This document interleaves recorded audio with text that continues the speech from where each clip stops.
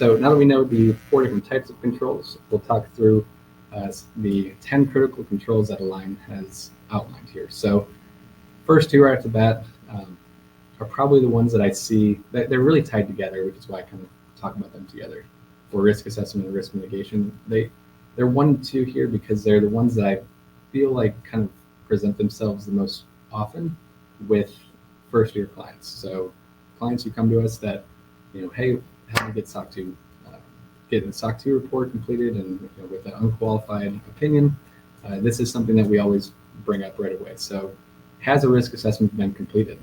That's kind of the first question we ask, and that assessment really should identify threats, vulnerabilities, the likelihood of impacts pertain to those risks.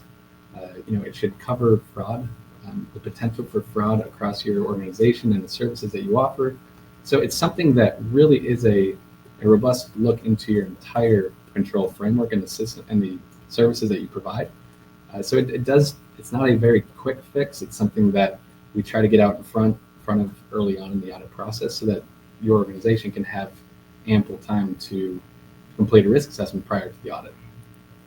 So risk mitigation kind of ties into that a little bit. So has management identified, selected, and developed the mitigation activities for the risks identified? So really the key takeaway here is that it kind of ties into the risk assessment critical control, but it also ties into how are we responding to those risks?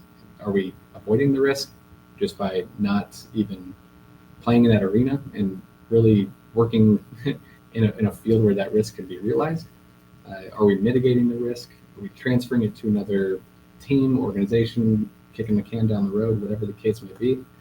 Or are we just going to accept the risk and just say, this is something that we'll monitor ongoing, but it's really nothing that we can do to avoid it. So kind of just making sure that we have a clear path to how we're assessing these risks, identifying the risk assessment.